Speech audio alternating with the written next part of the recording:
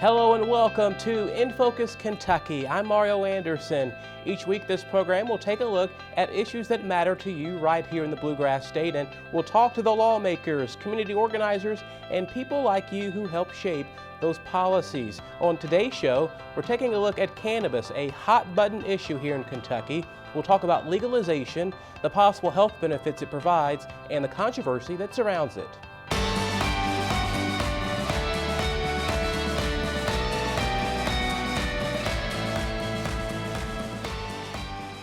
Marijuana is illegal for use as a drug in Kentucky, but the state has a long history with the production of hemp. While both marijuana and hemp are cannabis, experts say the difference between the two plants lies in the amount of THC, where hemp contains almost none. Kentucky was America's greatest producer of hemp in the 19th and 20th century, with thousands of acres of hemp in production. The Controlled Substances Act of 1970 virtually banned the production of industrial hemp, and that was the case until 2014, when then Governor Steve Beshear signed a law permitting patients to use non-psychoactive cannabis, or CBD.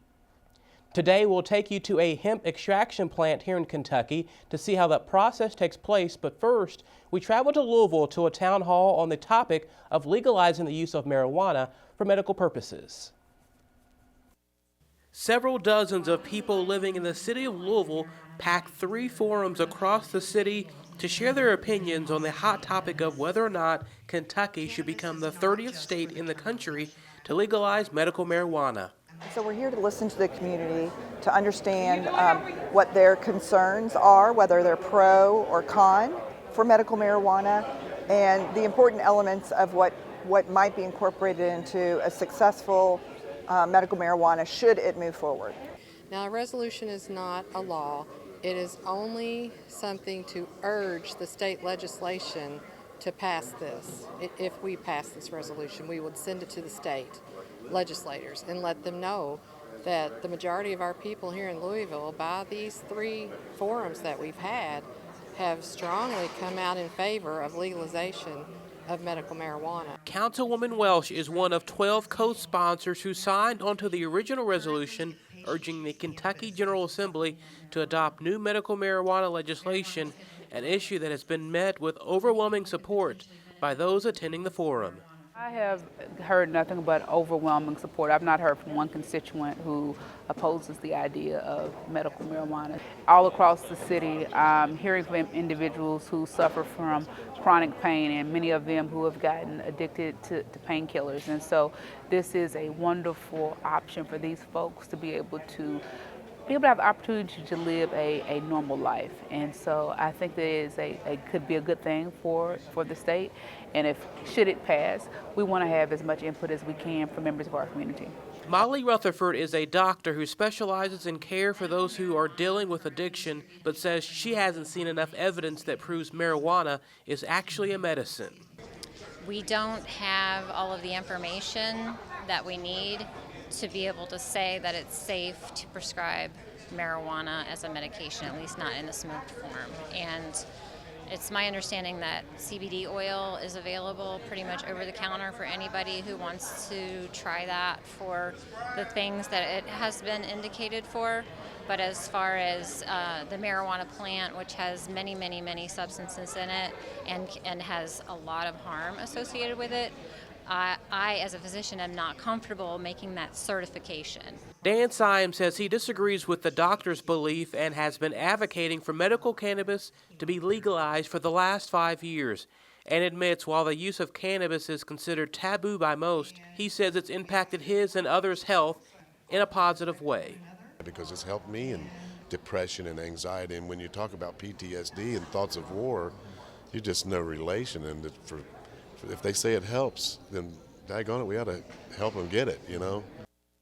Earlier this week, we visited with Kentucky State Representative John Sims Jr., the leading sponsor of House Bill 166 that, if passed, would allow patients with certain health conditions to use medical marijuana for pain relief. Thanks for joining us, Representative Sims. Glad to be here today. Thanks for having me. And talk to us about House Bill 166. Give us a little bit of a background of how this got underway and why you wanted kind of be the primary sponsor of this bill. Right. I have constituents in Mason County that are mine, and they have an organization called Kentuckians for Medical Marijuana. And when I first decided to run for the House seat, they came and visited me and gave me his story, and I was intrigued and I wanted to help those folks. So back last year's session in 17, I filed a medical marijuana bill. It was just 2 pages then. I really didn't know what I was doing. So it didn't go anywhere in the House. So this year we came back with a bigger bill and gathered information from the 29 other states plus District of Columbia that have medical cannabis and put in this gold standard bill that we have here in Kentucky. And talk about the process with this bill. It is both sides of the aisle are representing as co-sponsors. So talk to us about that process of working with the different legislators to kind of draft the action. Yeah, it's time for Kentucky to move forward. Like I said, 29 other states, District of Columbia, Virginia, and Tennessee are on the verge of having medical cannabis in their states. And we just need to get Kentucky moving forward and not be last. And talk about the process for someone who needs marijuana for health reasons to be able to purchase it. Why is that important?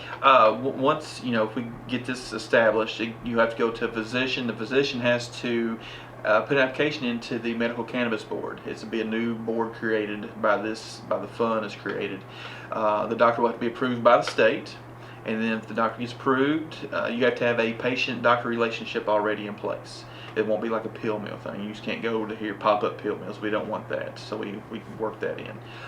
You'll go see if your physician, if he's approved, and if he thinks you are a candidate for cannabis, he'll recommend. It's a recommendation. It's not a prescription. It's a recommendation that you can get cannabis. So with that recommendation, you have to send it into the state. That same board will have to approve you or deny you.